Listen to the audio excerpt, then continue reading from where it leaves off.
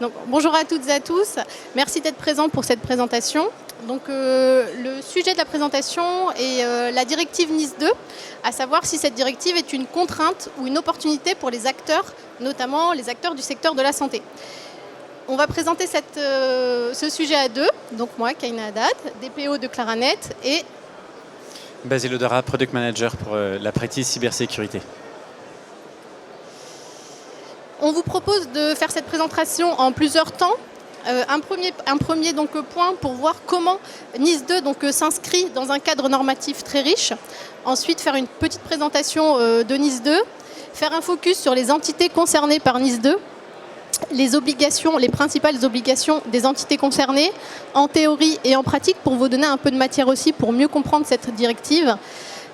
Également, entrer un peu, vous donner des conseils sur les mesures de sécurité qui pourraient être mises en œuvre afin de renforcer donc, les mesures de sécurité des acteurs, la sécurité des acteurs. Et enfin, comment chez Claranet, on a appréhendé NIS 2 et quelle place on a vis-à-vis de nos clients. Donc déjà, on voit que NIS 2, ça peut être vécu comme une énième réglementation qui vient s'appliquer donc aux acteurs, notamment aux acteurs du secteur de la santé. NIS 2 s'inscrit dans un cadre normatif très riche et très mouvant. On a notamment le RGPD, le programme CARE, SecNum Cloud, la feuille du numérique en santé, le règlement dispositifs médicaux, la certification HDS, en plus avec un nouveau référentiel qui vient donc d'être publié, la loi LCEN, la loi SREN pour sécuriser et réguler l'espace numérique. Et donc NIS 2, pour certains acteurs, ça vient comme une énième contrainte, une énième obligation à respecter. Dans le cadre de cette présentation, on va essayer de voir comment utiliser NIS 2 comme une opportunité pour améliorer, pour renforcer son niveau de sécurité et non pas comme une contrainte.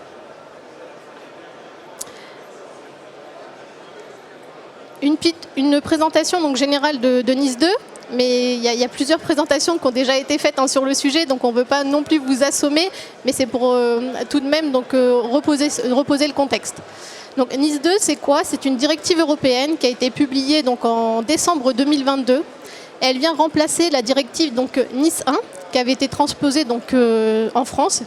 Et cette directive NIS 2 doit être transposée en droit français au plus tard le 17 octobre 2024. Donc dans quelques mois. Pourquoi est-ce qu'au niveau règlement, on a souhaité avoir une nouvelle directive et remplacer la directive NIS 1?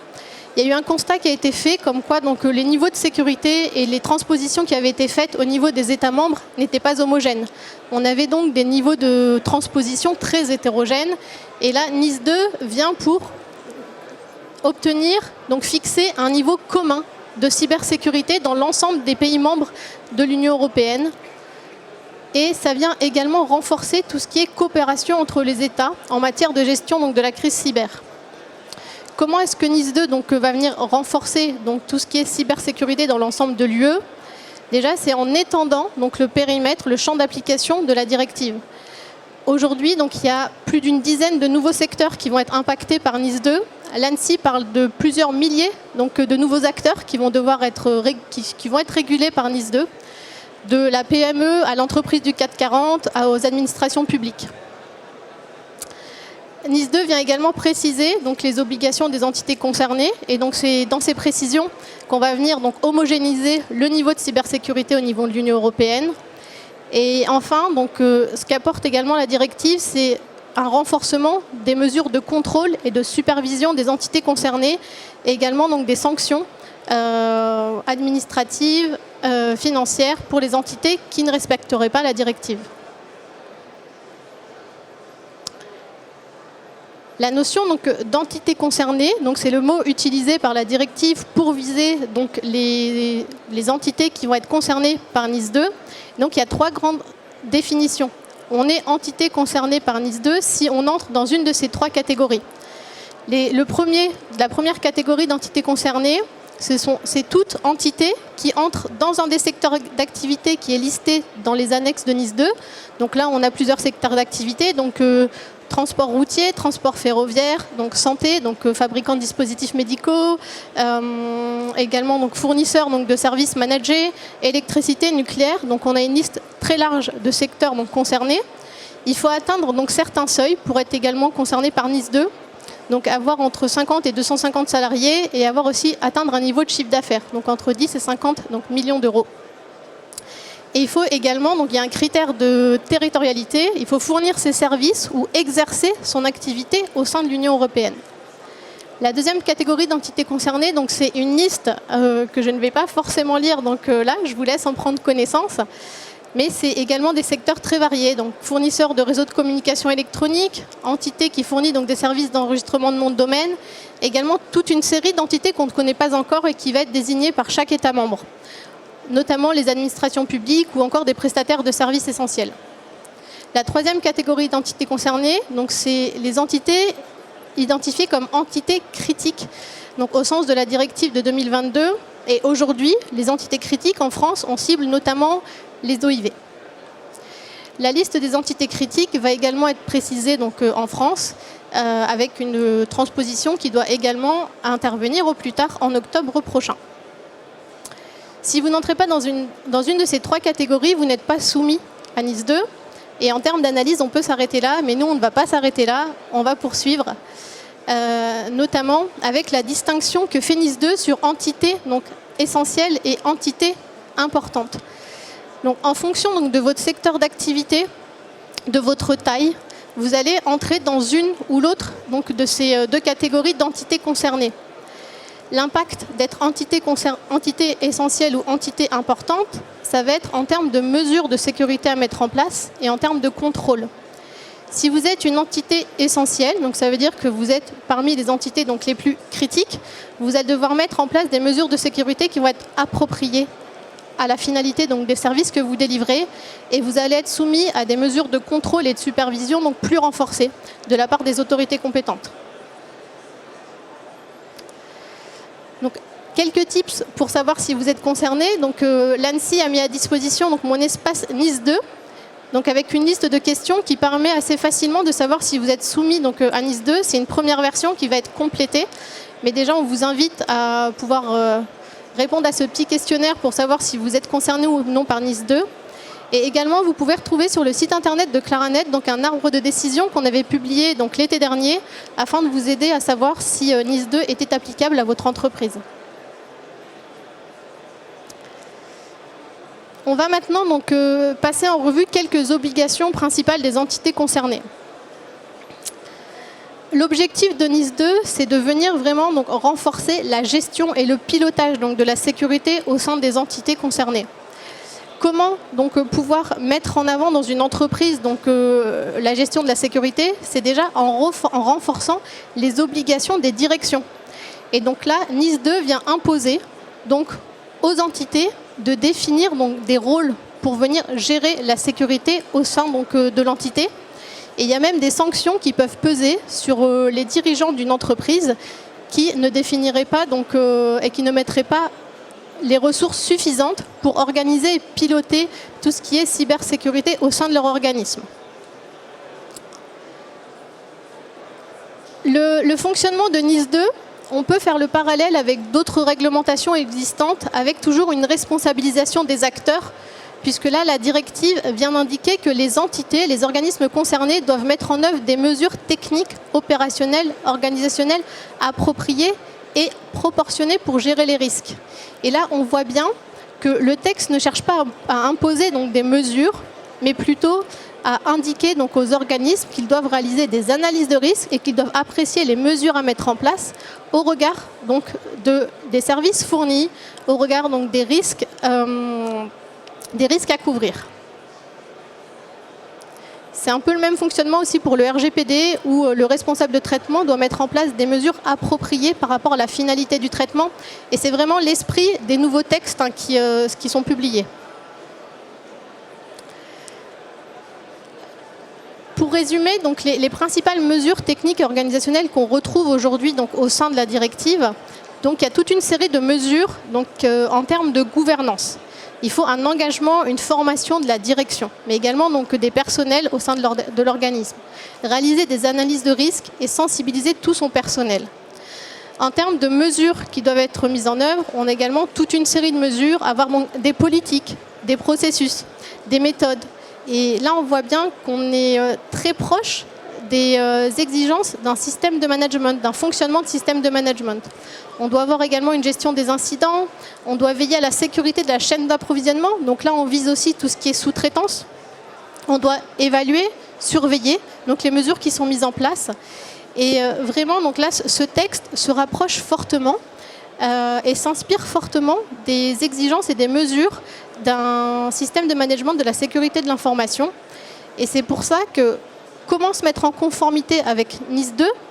Nous, on vous propose donc d'opter pour une approche type système de management. Pourquoi ? Un système de management, c'est un outil de pilotage qui va permettre de gérer, piloter, définir donc, les mesures à mettre en œuvre au sein de son organisme pour veiller donc, à garantir la sécurité, la protection des données, à assurer donc, à être dans une approche d'amélioration continue et également donc, de surveiller, de superviser les mesures mises en place.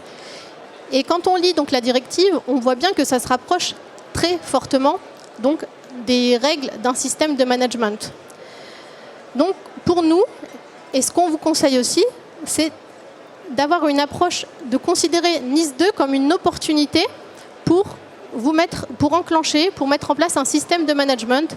Et ça va vous permettre également de mieux faire adhérer la direction à tout ce qui est mis en conformité NIS2. La direction doit être un vrai sponsor de la mise en œuvre de nouvelles mesures de sécurité. La direction va devoir identifier donc, et mettre à disposition les ressources nécessaires pour garantir une sécurité appropriée. Vous allez, avec un système de management, avoir un réel outil de pilotage de la sécurité et de la protection des données. En outre, NIS2, en adoptant une approche système de management, ça va également vous permettre de vous mettre en conformité avec les autres réglementations qu'on a pu voir donc, en début de présentation. Donc RGPD, CARE, le programme CARE, HDS, toutes ces législations donc, cherchent à gérer, piloter la sécurité et la protection des données. Et avoir une approche système de management va vous permettre d'intégrer l'ensemble de ces réglementations. Le pourquoi aussi s'orienter vers un système de management, déjà c'est une opportunité pour piloter donc, sa feuille de route, donc sécurité des systèmes d'information et protection des données. Et on peut adopter une approche système de management sans aller forcément vers la certification. Ça va vraiment être une méthode donc, de travail, une méthode de gestion. Avec un système de management, on s'inscrit vraiment dans de l'amélioration continue. Donc on va veiller à ce que son système, à ce que ses processus donc, soient appliqués et soient continuellement donc, mis à jour et améliorés. Si vous optez pour un système de management certifié, ça va permettre également d'avoir un regard extérieur d'un organisme de certification sur les pratiques mises en place. Et enfin, donc, on sait très bien aussi qu'une certification, le processus donc, de certification apporte aussi de la confiance dans l'écosystème. On n'est pas non plus dans un monde merveilleux. Un système de management, ça a aussi quelques contraintes. Il y a vraiment des défis à relever. Donc à partir du moment où on lit l'ensemble de ces processus, où on est dans une approche système de management, tout est lié. Il faut faire attention à ce qu'un changement sur un processus n'ait pas d'impact non identifié et non réglé sur un autre processus. En ayant cette approche système de management, il va falloir également faire une correspondance entre le vocabulaire normatif et le vocabulaire utilisé dans les textes légaux et réglementaires. Et enfin, on insiste aussi sur le fait qu'un système de management, ça doit être un outil au service de l'organisme et pas juste une case conformité à cocher. Au niveau des obligations que doivent mettre en place les entités concernées, donc là, je viens de vous présenter la directive, les principales obligations et concrètement, quelles mesures de sécurité pourraient permettre d'augmenter et de garantir une sécurité appropriée de l'organisme. Alors, j'ai mis quelques mots-clés là sur ce nuage de mots. On voit du pentest, de l'évaluation des risques, du WAF, de la PSSI. En fait, il y a souvent plein de choses dans les établissements, dans les entreprises qui existent déjà. Et je crois que c'est aussi tout l'intérêt des systèmes de management dont évoquait Kaina, c'est justement d'avoir une vue de pilotage globale et de voir ce qui est mis en place, qu'on peut continuer à améliorer, continuer à avancer. parce qu'il y a un axe très large finalement d'amélioration. Il y a déjà des choses en place. Et nous, c'est vrai que dans notre expérience d'infogéreur chez Claranet, on se rend compte que ce qui est important, c'est de continuer de piloter cette amélioration continue, notamment avec des cartes de modernisation auprès de nos clients, au travers d'un certain nombre d'axes qui vont nous permettre d'améliorer cette sécurité. Et donc, on est là voilà, pour vous accompagner nos clients sur l'ensemble du périmètre. Et donc, on va aussi bien sur voilà, des besoins de consulting avec, je le disais, du pentest, de l'audit, mais aussi à de la sécurisation web. On a de plus en plus d'applications qui sont ouvertes avec des données, principalement de santé aussi, qui sont accessibles sur le web pour faciliter le parcours du patient, pour donner accès aux résultats. Et on a des besoins de protection et de sécurisation. On va aussi être capable de vous accompagner dans tous les besoins de détection et de réponse à incidents, qui est vraiment un enjeu important sur l'ESI, notamment dans les environnements hospitaliers où il y a de plus en plus d'assets, d'éléments connectés sur lesquels il va falloir vraiment pouvoir détecter des sources et puis intervenir le plus rapidement possible pour contrer la menace. Et puis bien sûr de formalisation, parce qu'on sait bien qu'une partie importante vient de l'humain et qu'il va falloir voilà, continuer de sensibiliser et former les équipes, que ce soit les équipes opérationnelles sur le terrain, mais aussi les éditeurs, les développeurs, pour continuer de renforcer la cybersécurité à tous les étages de la chaîne.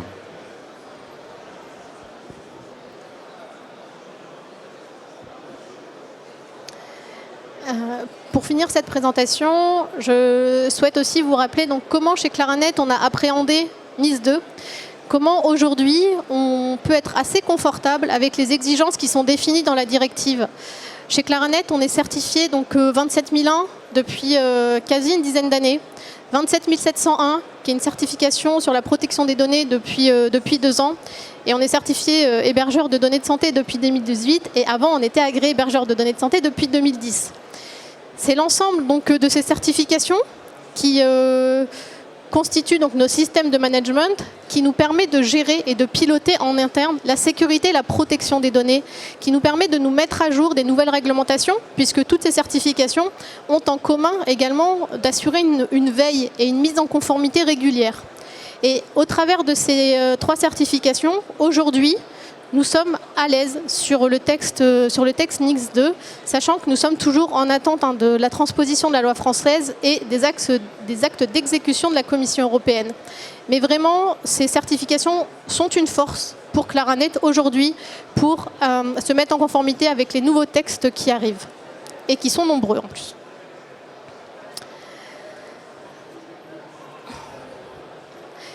Et dernier point aussi pour montrer que Claranet donc, est un acteur de confiance. Cette confiance est un partenaire de confiance. Cette confiance est notamment donc, garantie au travers de nos nombreuses certifications. Mais il ne faut pas oublier que nous sommes un des acteurs d'une chaîne de valeur. Claranet délivre des prestations à des clients qui ont eux-mêmes potentiellement d'autres prestataires, d'autres sous-traitants. Et c'est toute la chaîne donc, de valeur qui doit être fiable et de confiance. Aussi, la répartition des rôles et des responsabilités est primordiale. On doit avoir donc, une définition claire des rôles, des périmètres d'intervention. Entre Claranet et ses clients, donc, nous pouvons donc, prouver notre conformité, prouver les mesures que nous mettons en place pour répondre aux besoins de nos clients. En revanche, cette conformité de Claranet doit bien être complétée par la propre conformité du client et par celle de ses éventuels sous-traitants. Et sur ce point-là... Et de fait, c'est un point qui est important dans NIS 2 et une petite précision qu'il faut relever, c'est qu'en fait, jusque-là, il n'y avait que l'entité principale qui était soumise à NIS 1. Et avec NIS 2, la vraie différence, c'est que l'ensemble de la chaîne de sous-traitance est concernée. C'est-à-dire que si moi-même, je ne suis pas entité essentielle ou entité importante, mais que je suis sous-traitant d'une de ces entités-là, je me dois, et d'ailleurs l'entité se doit de vérifier que l'ensemble de sa chaîne de sous-traitance soit en conformité. Donc finalement, le nombre d'entreprises qui vont être de près ou de loin soumis à la nouvelle directive va grandement être impacté par rapport à ce qui était jusque-là.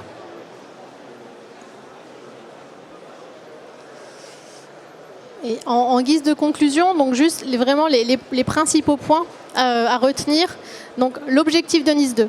Donc NIS 2, c'est tendre vers un niveau commun élevé de cybersécurité dans l'Union européenne. C'est vraiment l'objectif principal de ce nouveau texte. On a un champ d'application étendu et comme le disait Basile à l'instant, donc on va avoir de plus d'entités concernées, donc plusieurs milliers d'après l'ANSSI. Au niveau NIS 2, il va falloir aussi veiller à ce que chaque entité puisse s'approprier le texte et apprécier si elle entre dans la définition d'entité importante ou d'entité essentielle et en fonction de cette qualification, mettre en œuvre les mesures de sécurité appropriées. On a un renforcement de la responsabilité des dirigeants et ça c'est un point essentiel pour que les entités prennent conscience que la sécurité est une obligation. Voilà. Merci. Est une obligation. Une liste de mesures de sécurité déjà prévues par les textes, mais dont on attend la complétude par les transpositions européennes et par les actes d'exécution de la Commission. Également, NIS 2 vient poser un cadre sur tout ce qui est notification des incidents. Donc ça à prendre en compte en interne pour aligner, adapter aussi ses propres processus de gestion des incidents. Aujourd'hui, nous, on vous invite fortement à adopter une approche système de management dans le cadre de votre mise en conformité NIS 2.